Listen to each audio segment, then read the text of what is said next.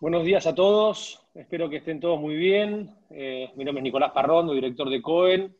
Vamos a tratar de hacer una charla respecto de las medidas que adoptó el gobierno. Estamos con Martín Polo, economista de Empiria, y con Camilo Cicera, que es miembro del área nuestra de estrategia. La dinámica de la presentación es que durante 10-15 minutos Martín nos va a comentar cuál es la situación que Argentina tiene hoy respecto de las reservas y la dinámica que viene tomando la pérdida de las mismas y las nuevas medidas que se fueron adoptando. Y después vamos a tratar de interactuar un poco con Camilo, ver qué herramientas tenemos, qué perspectivas vemos para los distintos instrumentos financieros para tratar de ir adaptándonos y adelantándonos a ver qué movimientos podamos llegar a ver en los próximos semanas o meses en esta situación que es tan crítica. Martín, buen día. Camilo, ¿cómo andan? Hola, buen día, muchas gracias por la invitación. Bueno, cuando quieras, Martín. Bueno, se Ahí ve está bien ahí, perfecto. ¿no? Bueno, Sí. buenos días, muchas gracias nuevamente. Un gusto para mí poder compartir este momento con ustedes. Como les decía recién Nicolás, yo les voy a dar un pantallazo de por qué hoy en día la situación del mercado cambiario es la mayor preocupación que tiene hoy la macro, básicamente por las consecuencias que esto podría tener, también por la dinámica que está tornando en los últimos meses. Entonces, en base a eso, me pareció conveniente hacer un repaso de cómo viene esta película en cuanto a la tensión cambiaria, que viene ya entramos en el cuarto mes con una tensión cada vez mayor. Como ustedes pueden ver en este cuadro, en este gráfico, acá ustedes ven cuántos dólares vende el Banco Central semana a semana. Fíjense cómo en la primera semana de mayo ya empiezan estos amagues en cuanto a que el mercado cambiario algo raro estaba pasando. Recuerden que por lo general los meses de mayo a junio siempre son los más holgados en materia cambiaria porque son los meses en los cuales con la mayor liquidación del agro es como que el saldo comercial es el mayor del año y eso permite al Banco Central acumular reservas. Bueno, lo que pasó este año es que mayo la verdad venía muy mal, el Banco Central empezaba a vender cada vez más dólares, eso impactaba en las reservas, y llegó la famosa, ya por a fines de mayo, esa comunicación 70-30, en la cual limitaba un poco la operatoria en el mercado cambiario oficial, sobre todo en la deuda de las empresas, y ahí el Banco Central tuvo una primavera muy corta, es decir, pasó de vendedor neto a comprador neto de divisas, que le duró una quincena, ¿no? Es decir, estabilizarlo en la cuarta semana de mayo, tuvimos en la primera y en la segunda semana de junio que el Banco Central compró 150 millones de dólares por semana en promedio, pero desde entonces empezó el derrotero, el Banco Central dejó esa posición compradora y empezaron a faltar cada vez más dólares. Hoy por hoy llevamos 16 semanas consecutivas en las cuales el Banco Central vende divisas, en las cuales no solo vendía, sino que la dinámica que estaba tornando este mercado cambiario era cada vez más deficitaria.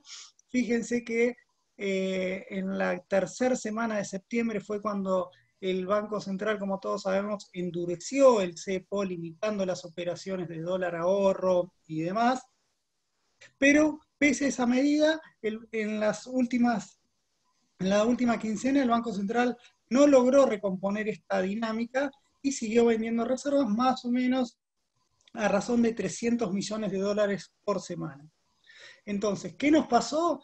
Que como cuando uno mira, trata de ver la película, bueno, esto venía cada vez peor, fíjense acá ya el resultado un poco más limpio de cuánto fue por mes, fíjense de comprar 672 millones de dólares en junio, en julio pasó a vender 568, en agosto fue el gran susto también que duplicó esa venta a 1.300, a casi 1.300 millones de dólares, y en septiembre, recién terminado, ya vendió poco más de 1.600 millones de dólares.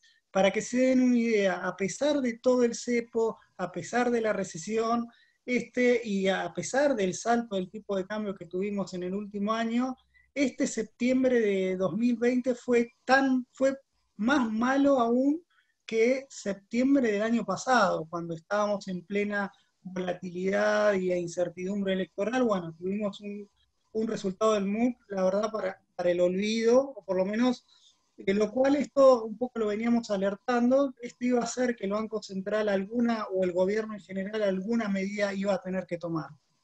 Cuando miramos por qué se fueron los dólares, acá viene un poquito lo que vamos viendo, ¿no? Como el problema no es tanto de la oferta del agro, no es que acá estábamos a fines del 2015 en el cual había una demora evidente en la liquidación de exportaciones del agro, sino que acá tenemos que el agro, amparado un poco en el repunte que tuvieron los precios internacionales de las commodities agrícolas, fíjense cómo no se secó el mercado cambiario en cuanto a la oferta de divisas del sector agrícola, sino que básicamente lo llevo al gráfico de la derecha.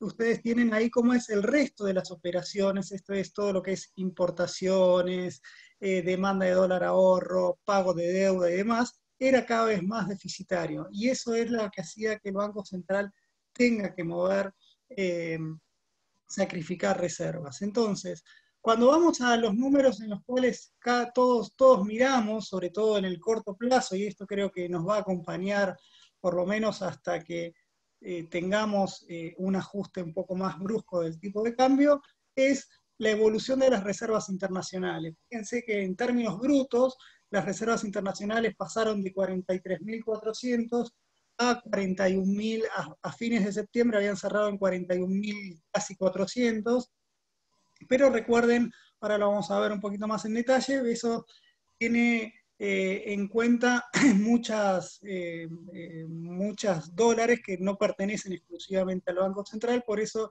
el cálculo que hacemos es la evolución de las reservas netas, ¿no? Que estas terminaron en 5.500 millones, es decir, de 9.000 que teníamos, de 9.000 que teníamos en julio, a fines de julio, en apenas 2 meses, lo bajamos a casi la mitad, ¿no? Y cuando vemos un poco qué significa haber perdido tanto ese resultado del mercado cambiario tan deficitario, acá un poco lo ponemos en perspectiva histórica, porque creo que es el verdadero termómetro de cuál el Banco Central y el gobierno lo tienen que ver todos los meses, ¿no? En principio este es el indicador, es cuántas reservas o cuántas reservas vende el Banco Central respecto a las reservas netas que le quedan. ¿Qué son las reservas netas? Son las reservas sin los swaps de China, sin los préstamos del BIS, sin los encajes en moneda extranjera y además de otras obligaciones, ahí en el cuadro lo ven detallado. Entonces, fíjense que si en septiembre vendió el 20% del saldo que tenía a fines de agosto, ¿no? Entonces esto es, y cada vez que este ratio sube es cuando se vienen las medidas. Fíjense en términos históricos como en 2011 esto venía subiendo, bueno, terminó con el primer cepo, en 2000, a fines de 2014 este ratio empezaba a subir de estar prácticamente equilibrado el mercado cambiario, el Banco Central empezó a vender cada vez más, hasta que en enero de 2014 decidió darle un ajuste al tipo de cambio. Bueno, ni hablar como fue en diciembre del 2015, ahí no fue medidas de cepo, sino que fue la devaluación directamente. Fíjense, en mayo de 2018, cuando este ratio se hacía insostenible, el Banco Central de aquel entonces le soltó la mano al tipo de cambio y devaluó. En agosto de 2019, plena crisis post-paso, hizo una combinación de devaluación y un nuevo cepo, y a fines de septiembre teníamos este indicador de casi el 20%, lo cual trajo más controles de cambio, como todos ustedes saben. La película de fondo es siempre la misma, ¿no? Esto es un poco el final cantado. Digamos, con cepo las reservas siempre caen. No hubo nunca un momento en el cual un banco central eh, profundice las restricciones cambiarias y logre cuidar las reservas. Entonces, si quieren, es el plan aguante. Ese plan aguante hoy tiene 5.500 millones de dólares. Si quieren ir un poquito más fino, algo que se está hablando en el mercado es cuántos son lo que le queda al Banco Central. Bueno, acá es un poco más discutible, porque varios lo que se le hace es les descuentan la tenencia de oro y DEX, como que eso no es del Banco Central, no está tan líquido. Por eso ahí arma un indicador que se llama reservas netas líquidas, pero recordemos que el oro y el DEX, en algún momento, si el Banco Central quiere, los puede vender y puede abastecer. O sea, en términos, yo le quiero sacar un poquito de dramatismo, si se quiere, al contexto actual, que el Banco Central todavía tiene colchón. Obviamente la película no es buena, pero tampoco es que hoy no es el diciembre del 2001, ¿no? Entonces, más allá de eso, lo que nosotros vemos en términos generales, bueno, es esta dicotomía que tiene la economía argentina de tantos tipos de cambio. Fíjense lo que es el dólar soja, casi $51. Bueno, este ya me quedó un poquito viejo con el salto de ayer del contado con liquidación y demás, y 150, es decir, tenemos una variedad, tipos de cambio múltiples para una economía que necesita estabilidad de reglas de juego y estabilidad, sobre todo en la evolución del tipo de cambio. Cuando tenemos un tipo de cambio oficial que está muy por debajo de todas estas, de los demás tipos de cambio, empiezan esa incertidumbre en cuanto a cuándo va a ser el Banco Central que ajuste ese tipo de cambio, porque básicamente es insostenible una economía que funcione con una brecha del 90%. Si quieren la parte buena, o con lo cual se conforma el gobierno, y todo gobierno, ningún gobierno le gusta decir que su tipo de cambio está atrasado. Cuando uno lo mira en términos históricos, ve que el tipo de cambio oficial de hoy está en términos en el promedio histórico, pero lo que pasa es que tampoco sabemos si el promedio histórico es el tipo de cambio de equilibrio. Entonces, cuando cada gobierno hace esta cuenta, siempre comentan lo mismo. Lo cierto es que tenemos un tipo de cambio para el sojero de $50, de 50 pesos, y un tipo de cambio para el mercado a valores de hoy en 140 más o menos. Entonces, eso es la verdadera película. Entonces, un poco ya dejándole paso a Nicolás y a Camilo, un poco cómo siempre terminan estos procesos y por qué el riesgo de tipo de ajuste, de tipo de cambio aumentó. Bueno, básicamente porque con esta brecha, la única forma que tiene el gobierno de cerrar esta brecha, no, difícilmente puede hacerlo bajando el tipo de cambio paralelo. El tipo de cambio paralelo siempre se mantiene allá arriba, y lo que tiene que hacer para que esto vaya convergiendo es empezar a mover el tipo de cambio oficial. Acá tenemos el antecedente del 2014. Fíjense cómo cuando en octubre, noviembre del 2013 el gobierno empezaba con un nuevo plan, si se quiere, recuerden que ahí se hablaba un poco de sintonía fina, cambio de gabinete, un poco más de cepo y demás, aceleró un poco la devaluación allá por noviembre, no le alcanzó, en diciembre la volvió a acelerar, y cuando ya no le tuvo más alternativa, tuvo que pegar el salto allá por el 16, 17 de enero del 2014. Eso permitió, obviamente, en un primer impacto bajar la brecha, que bajó del 50 al 20%. Obviamente que si esto no va acompañado de medidas de fondo, la brecha nuevamente va a volver a subir más temprano que tarde. ¿Cómo estamos hoy? Bueno, hoy estamos en una situación un poquito más compleja, más complicada que en aquel entonces, básicamente porque el Banco Central viene devaluando al 3, al 2,5%, y la brecha sigue estando al 90%, digamos. Si quieren, creo que las últimas medidas, lo que a nosotros nos cambió un poco el espectro, si se quiere, es que creemos que el Banco Central va a empezar a testear un mayor ritmo devaluatorio del que venía teniendo, de manera de ver si puede repetir ese contexto que les comenté sobre el 2013, y obviamente eso va a hacer que al principio no le va a alcanzar, y más temprano que tarde esa aceleración gradual que esperan del tipo de cambio va a ser un poquito más abrupta. Con esto los dejo abiertos a preguntas y le doy el paso a Nicolás y a Camilo, y bueno, a disposición para cualquier duda que tengan. A todos los que tengan alguna consulta, le pido que las manden por el chat, así las vamos juntando. Bueno, muchas gracias por la exposición. Por ahí me quedo con 2 o 3 puntos que mencionaste que me parecen más sensibles, que es Uno es el ritmo de devaluación, ¿no? Digamos, cómo va a lograr o qué política va a adoptar el Banco Central frente a lo que puede ser el ritmo evaluatorio, tomando en cuenta que, por lo que podemos leer o lo que podemos entender, salimos de un mecanismo de crawling peg, de devaluaciones muy programadas e iguales diarias, a un mecanismo más flexible. De hecho, eso es parte de las comunicaciones que hizo el gobierno la semana pasada. La pregunta sería, ¿qué podemos esperar de estas devaluaciones flexibles? Esto es, ¿lo va a hacer por encima de la inflación? ¿Lo va a hacer a un ritmo tal que la brecha se cierre? ¿En qué plazo de tiempo está planteando hacerlo? Y el plan aguantar, imagino yo, que es esperar a que ingresen los dólares de la cosecha, con lo cual tenemos muchos meses por delante, ¿no?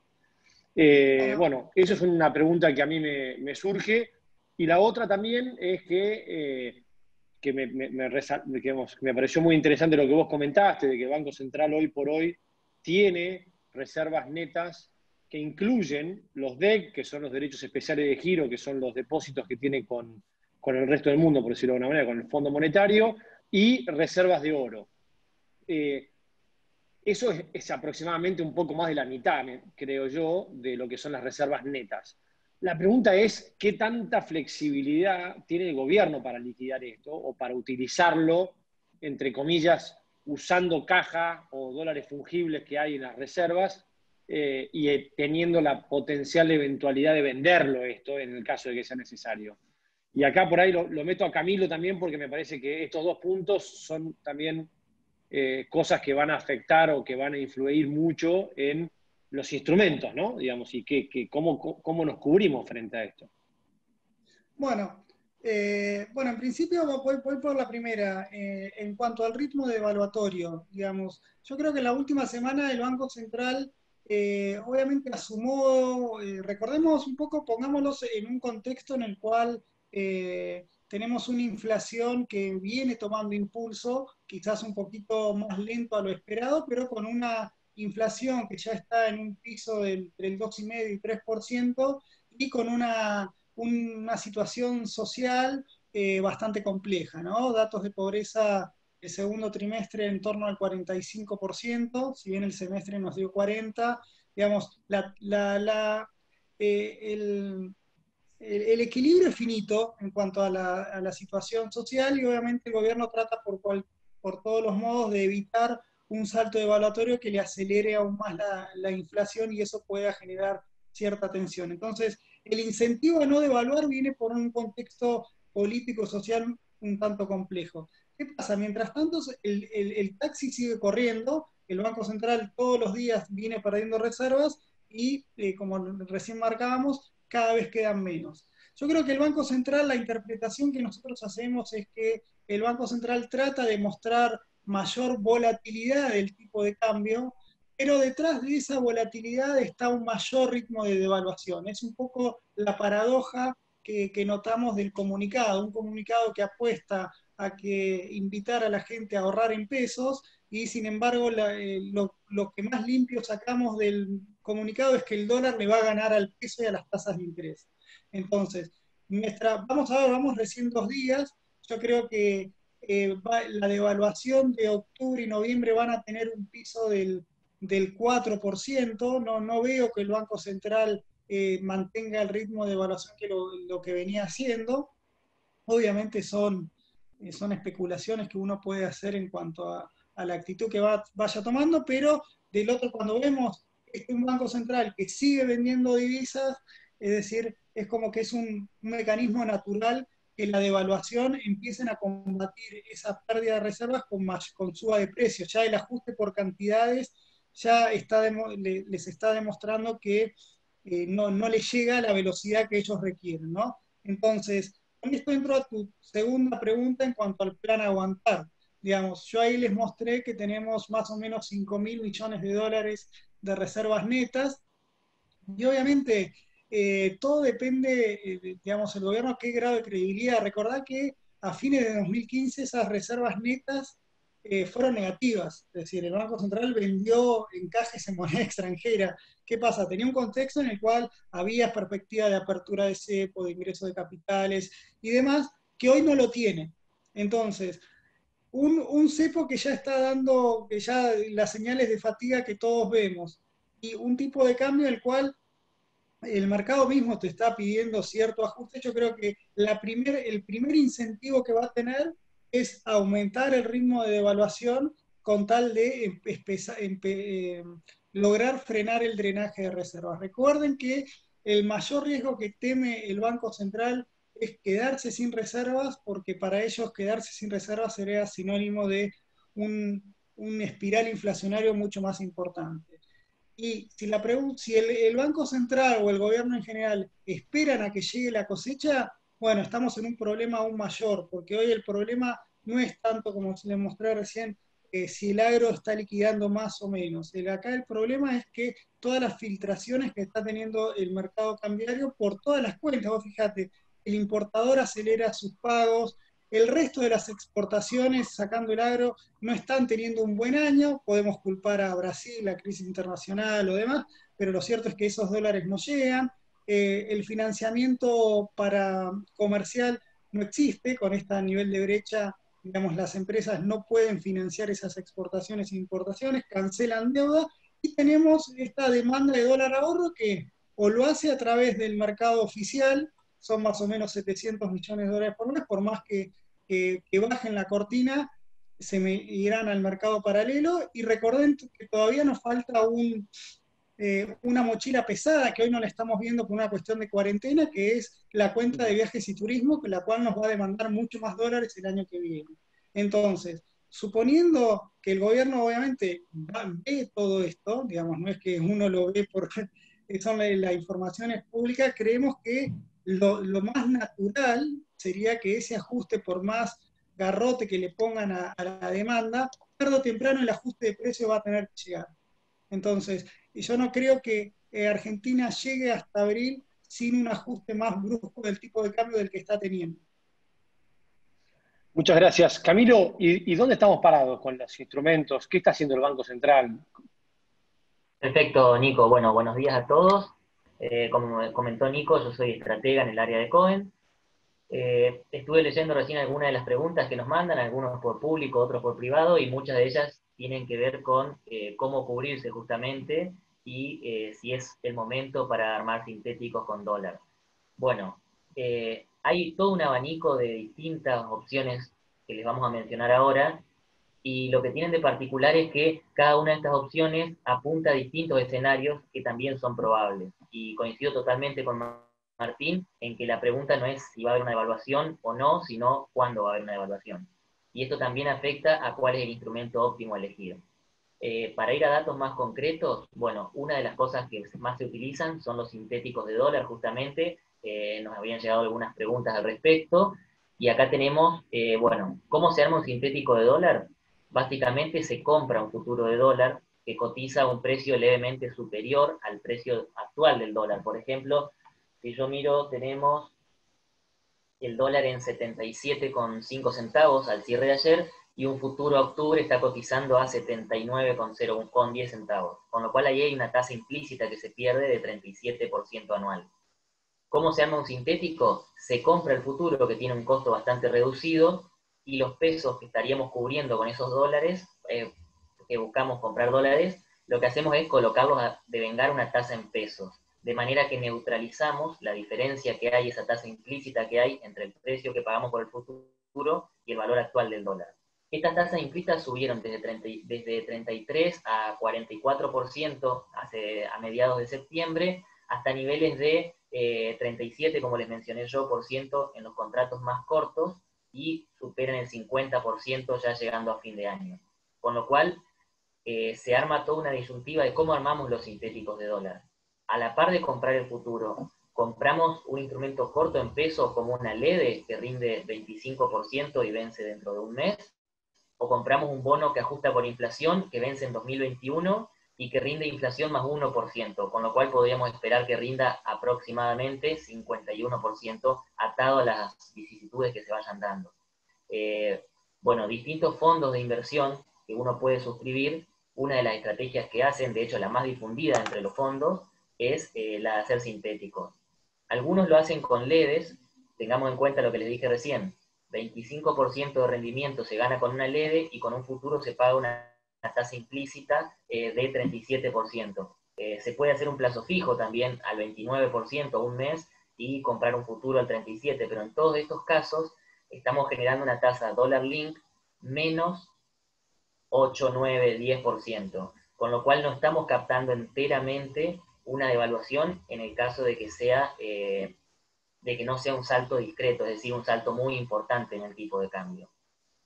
Por otro lado, podemos hacer la estrategia sintética de comprar un bono SER y comprar un futuro, y esto nos da una tasa positiva, ya que tenemos los futuros cotizando a tasas implícitas aproximadamente de 37, 50%, y un bono SER rindiendo 51%.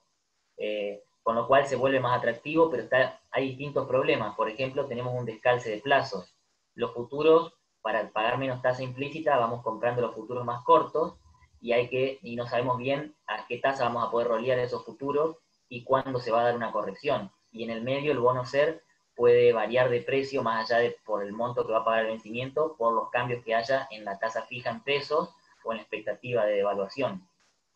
Esta es una de las opciones que tenemos. La otra opción que hay para cubrirse son las obligaciones negociables dólar link. Históricamente la decisión entre invertir dólar link, que son bonos que ajustan por el dólar mayorista oficial, y SER, inflación, estaba en a quién le prestamos, porque comprando una ON dólar link le estamos prestando a empresas y comprando bonos que ajusten por inflación le estamos prestando al Estado.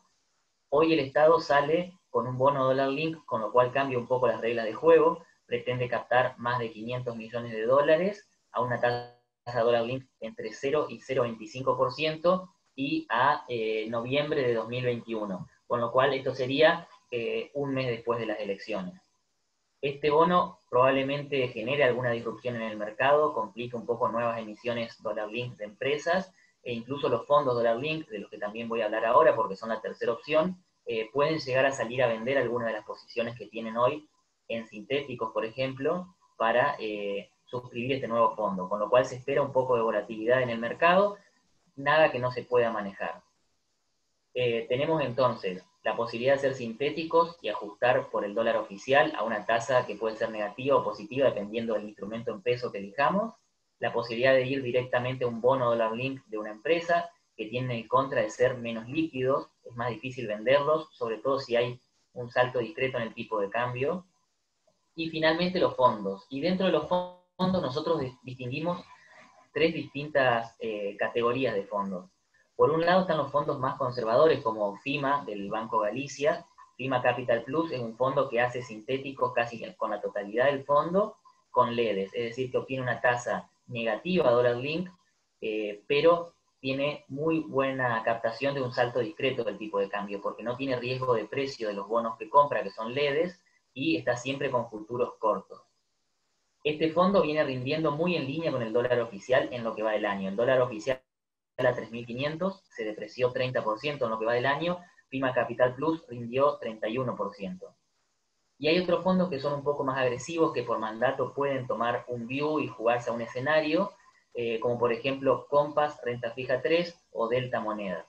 Estos dos fondos a su vez siguen estrategias diferentes. Delta sigue una estrategia de hacer sintéticos con tasa SER, con lo cual obtiene una tasa dólar link positiva. A cambio tiene una duration un poco más larga, porque en lugar de tener LEDs que vencen en cada mes, tiene bonos SER que vencen a partir de 2021, con lo cual este fondo tiene una duration de casi un año, pero rindió el doble que FIMA, 54%. Y finalmente tenemos a Compass Renta Fija 3, que, sigue una estrategia de suscribir obligaciones negociables dólar link, aprovechando que a principios de año cortaban a tasas más altas y luego se fueron comprimiendo estas tasas a medida que había más demanda por dólar link como cobertura por una devaluación, y además compra algunos instrumentos corporativos o provinciales en dólares de muy alta calificación crediticia, por ejemplo, de la Ciudad Autónoma de Buenos Aires, con lo cual es un fondo que apostó por una ampliación de la brecha cambiaria entre el dólar MEP y el dólar oficial. Este fondo tuvo un muy buen rendimiento por esta estrategia que hizo y viene rindiendo más del 60% en lo que va del año. ¿Cuál es el trade-off que hay entre los fondos? Bueno, captar un salto discreto en el caso de que suceda, es decir, si el gobierno no da más y de golpe devalúa el tipo de cambio un 50%, el fondo que mejor va a rendir y mejor va a captar esta devaluación va a ser FIMA, porque está corto en leve y en futuro. Y por el contrario van a andar peor fondos que tienen obligaciones negociables dólar link, que van a ser más difíciles de vender, que por la incertidumbre van a valer menos porque va a haber más riesgo corporativo, y también fondos como Delta que tienen bonos SER que podrían caer de precio. Ahora, si el escenario sigue siendo de devaluaciones esporádicas de un 1%, de un 2%, como pequeñas sorpresas todos los meses, hasta llegar a las elecciones del año que viene, los fondos que mejor van a rendir son los que toman un poco más de riesgo y están en ONs dólar link o están en sintéticos con SER, como justamente Delta y Compass. Un riesgo que no hay que dejar de considerar es que el Banco Central y el gobierno van a encarar negociaciones con el Fondo Monetario Internacional para renegociar los vencimientos que vienen a partir del año que viene, y seguramente una de las limitaciones que le van a poner es sanear el balance del Banco Central. Esto, entre otras cosas, va a implicar la imposibilidad de estar vendido en la cantidad de futuros que está vendido hoy, siendo que el Banco Central es el único vendedor prácticamente de futuros. Esto puede traer que, de la misma manera que en su momento se limitó la posición que pueden tener los fondos en instrumentos en dólares, dólar MEP o dólar contado con liqui, que se limite la posición que pueden tener en futuros. Y esto puede perjudicar sobre todo al roleo de futuros, ya que no los van a obligar a vender probablemente, pero sí se van a ver complicados para ir roleando los futuros a medida que vayan venciendo, y esto puede complicar las estrategias con sintéticos. Como conclusión de todas estas herramientas que hay, lo mejor y lo más importante es diversificar y administrar el riesgo. Hay distintos escenarios con distintas probabilidades de ocurrencia, y lo que tenemos que hacer es tratar de estar cubiertos en la mejor medida posible de todos estos escenarios. Y esto nos lleva a hacer estrategias con sintéticos desde el ámbito de la empresa y su cuenta, estrategias con sintéticos de distintas formas, ¿no? Con LEDs y con SER, estrategias de adquirir dólar link y estrategias de suscribir distintos fondos. Y esto es uno de los servicios que nosotros brindamos desde Cohen, que es la administración de carteras para cobertura de depreciación, tanto del oficial como del dólar MEP o del dólar contado con liqui. Nico, con esto Gracias, Camilo. Presentación. Te hago dos consultas, ¿no? Dos ejemplos que se me ocurren para tratar de llevarlo a la diaria, ¿no? Empresas que tienen obligaciones en dólares a tipo de cambio oficial. Claramente vos explicaste muy bien las alternativas.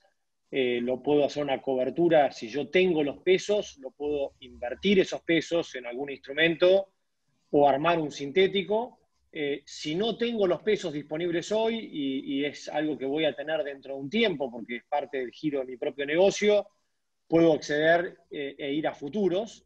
En los dos casos, tomando en cuenta que hay un costo financiero más alto en los futuros largos por la expectativa de evaluación hacia adelante y el diferencial de tasa implícita, o sea, del costo que tiene ese futuro corto a un mes versus un futuro a 3 meses, que es casi del 10%, según explicaba vos. Entonces, uno tiene que tomar la decisión si quiere ir largo o si prefiere ir corto, en el sentido de convalidar una tasa de interés más alta. Ahora, ¿qué puede hacer el Banco Central para adelante? O sea, nosotros sabemos que hoy hay una emisión muy grande de 500 millones de dólares. Esta emisión, entendemos, está apuntada en una proporción bastante grande a los bancos, dado que se modificaron las normativas del Banco Central en la cual le permiten a los bancos comprar este tipo de instrumentos. Y eso de alguna manera nos deja un poco el sabor de que el gobierno está dispuesto, como comentaba Martín, a incrementar el ritmo evaluatorio, porque si están protegiendo los bancos es porque de alguna manera les están permitiendo invertir en instrumentos que acompañen esa devaluación. Pero también tenemos unos 1.500 millones de dólares en fondos comunes y una emisión de 500 millones, si esos fondos tienen que absorberla, van a tener que salir a vender, como explicabas vos, los sintéticos armados más que nada con instrumentos para corto plazo. Entonces, un poco la pregunta, además de comentar un poco estos temas, era ¿qué podemos esperar para las próximas semanas o los próximos meses en función de la emisión que el gobierno está haciendo? Y también por el hecho de que la brecha aparentemente no estaría cerrándose, no estaría bajando, no estamos viendo flujo para que esto achique. teníamos versiones de que el gobierno podía empezar a vender bonos en el mercado para achicar esta brecha. La realidad es que la brecha no se está achicando, no tengo información si está participando o no, pero no se estaría achicando esa brecha, con lo cual un poco las preguntas van ligadas a qué herramientas hacia adelante, además de esta emisión en dólar link, tiene el Banco Central y el Tesoro para seguir controlando o administrando esta situación. Perfecto, Nico. Bueno, te empiezo a responder un poco y después le doy pie a Martín también por si quiere hacer algún comentario respecto de cuáles son las alternativas que tiene el Banco Central en el marco de un acuerdo con el fondo, seguramente. La industria de fondos comunes de inversión Dollar Link mueve aproximadamente, tiene actualmente como activos bajo administración 90.000 millones de pesos. 70% de esos 90.000 millones de pesos están haciendo sintéticos de dólar. Y dentro de ese 70%, la mayoría está hecho con LEDs cortas. Con lo cual, si vemos algún impacto, yo esperaría que sea principalmente en LEDs. Del total de estos 90.000 millones de pesos que tenemos en fondos comunes de inversión Dollar Link, el 9% está en el TX21, que es uno de los bonos más elegidos que ajusta por inflación y que vence en la segunda mitad del año 2021, que es un bono SER claramente, ¿no? Con lo cual, bueno, se puede esperar bastante movimiento en el mercado, que esto puede implicar tasas subiendo, quizás a través de tasas subiendo, un dólar bajando, un dólar MEP bajando, y precio de los bonos SER bajando. Ahora, cuando uno considera, incluye dentro de este análisis, el monto emitido de las LEDs, el monto emitido del TX21, se vuelve relativamente mucho más chica la posición de los fondos comunes de inversión. Por ejemplo, en el TX21 no llegan a la mitad de lo que hay emitido de este bono en tenencias de fondos. Y en el caso de las LEDs, tienen tanta liquidez, tienen tanto monto emitido y al ser a corto plazo están tan arbitradas con la tasa de interés de otros instrumentos cortos de mercado que minimiza todo este impacto. Por otro lado, hoy hablamos más temprano con Martín de forma privada, está habiendo muchas suscripciones a fondos comunes de inversión. Ayer hubo un récord de suscripciones a fondos comunes de inversión, con lo cual probablemente los fondos hayan mantenido esta liquidez en algo de corto plazo para suscribir el fondo, y esto minimiza lo que deberían vender para entrar al nuevo fondo, al nuevo bono dólar link que emite el gobierno. Con lo cual, podemos esperar, por un lado, cierta baja, cierta volatilidad del mercado, pero también tenemos por otro lado, además de una pequeña participación respecto del todo, mucha gente que está esperando que los bonos SER bajen un poquito, que los futuros bajen un poquito para armar sintéticos a una mejor tasa, con lo cual hay un atractivo también de peso para entrar a hacer sintéticos a medida que los fondos desarmen posición. Nosotros creemos que hay un riesgo de caída de precio, que hay que tenerlo en cuenta, que hay que considerarlo, pero que no es un riesgo mayor. No esperamos ver caídas importantes, ni siquiera en las LEDs, ni en los bonos SER más cortos. Esa es la visión que tenemos. Martín, ¿querés comentarnos vos cómo puede actuar el Banco Central? ¿Qué alternativas tiene? Bueno, mira, el Banco Central la verdad no, el Banco Central creo que la primera estrategia que está intentando hacer es darle esta volatilidad y suba del tipo de cambio al tiempo. Lo que pasa es, claro, el Banco Central tiene todas las miradas y por el otro lado tenemos desde el Ministerio de Economía que le piden cada vez más pesos. Entonces, cualquier intento que quiera hacer por tapar la demanda de dólares tiene que hacer al mismo tiempo una bazuca de pesos para ir cubriendo el saldo fiscal. El dato el dato de septiembre fue muy malo en términos de transferencias que le hizo el Banco Central al Tesoro, básicamente porque agosto había sido muy bueno, había bajado bastante la emisión para asistencia al Tesoro, parecía que la cosa se empezaba a encaminar, y bueno, y otra vez volvemos a una situación verdaderamente crítica. ¿Qué instrumentos tiene el Banco Central? Bueno, está tratando de evaluar un poquito más o darle volatilidad, como a ellos les gusta decir, al tiempo que subieron un poco la tasa para los pases pasivos. Creo que en el agregado es un impacto más bien neutral, tratando de cuidar un poco el déficit cuasi fiscal, pero en términos de que la suba de tasas que propuso a través de la suba de pases se traslade a las tasas pasivas, no lo estamos viendo. Por eso creemos que esa es la paradoja del comunicado, buscar tasas de interés reales positivas cuando en realidad las tasas es lo que tienen las de perder de acuerdo a nuestra visión de corto plazo, ¿no?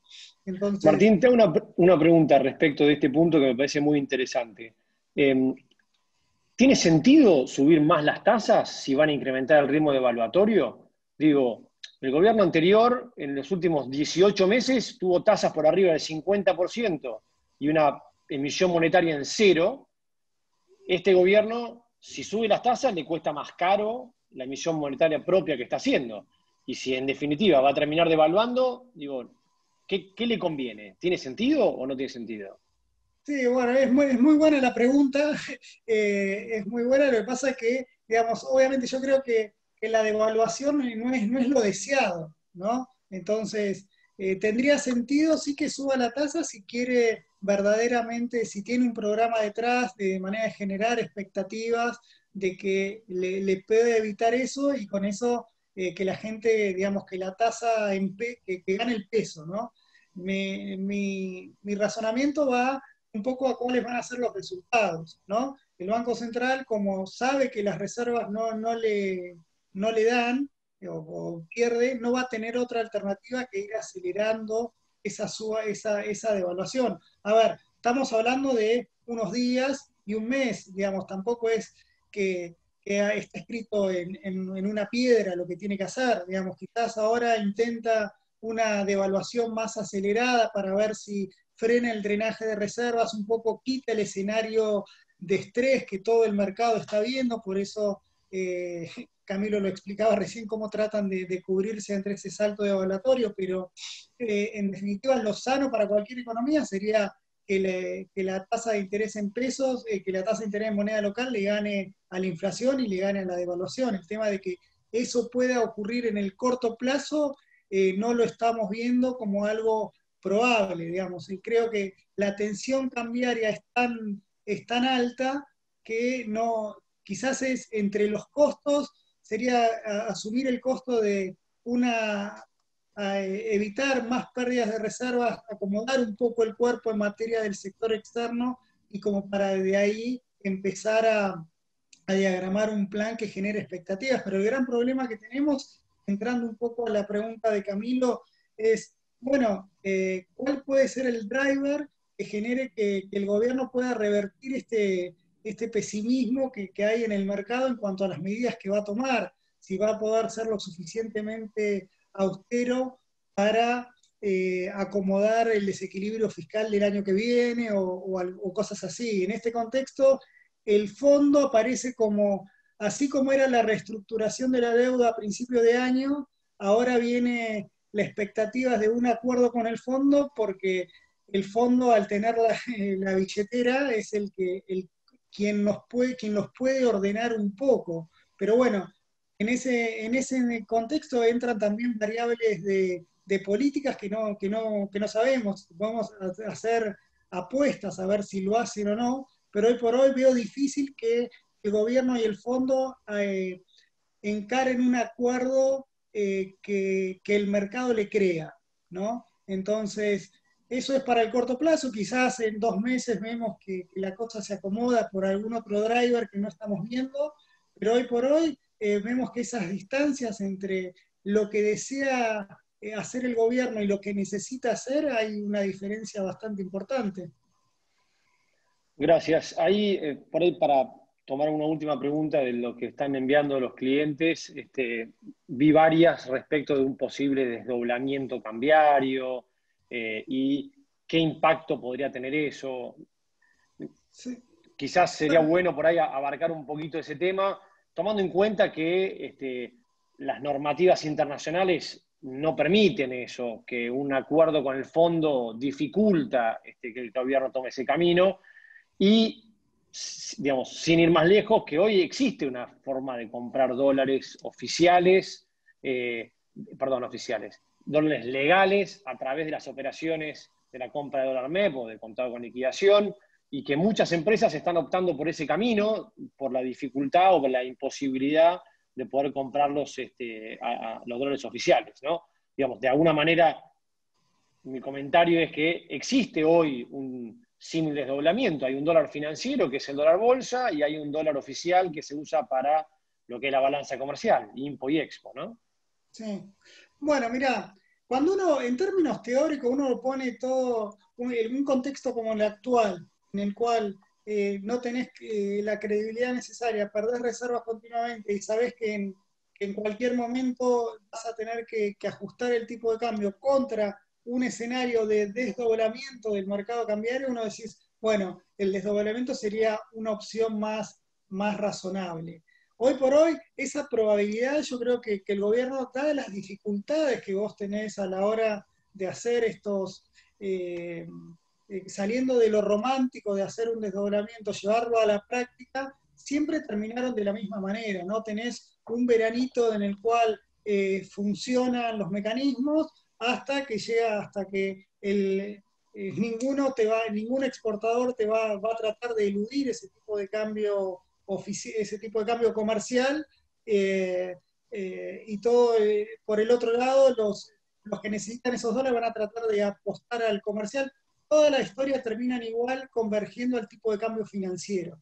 Entonces, Martín, si me permitís, yo ahí te agregaría, junto con lo que estás diciendo, que es muy cierto, esto de que el FMI y el desdoblamiento cambiario no se llevan bien, y reforzando la idea de la dificultad de un desdoblamiento cambiario, que es un castigo más a las empresas que actualmente están adquiriendo algo de dólares al tipo de cambio oficial, 40%, una vez que reestructuran la deuda para los vencimientos a partir hasta el 21 de marzo, y el 100% a partir de marzo, con lo cual a las empresas les está ayudando el tipo de cambio oficial y poder acceder para pagar su deuda en dólares.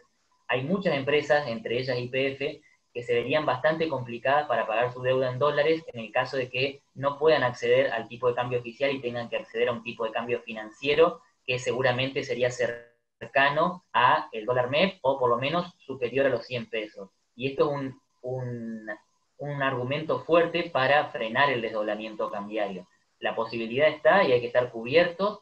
Como les dijimos, no hay un instrumento ideal o perfecto o un fondo común de inversión dólar link perfecto para cubrirse todos los escenarios, sino que hay que diversificar entre escenarios y entre instrumentos. Pero bueno, yo lo que veo es que una de las cosas que frena al gobierno de impulsar un desdoblamiento cambiario es cómo complicaría a empresas, sobre todo a la principal empresa pública que es YPF.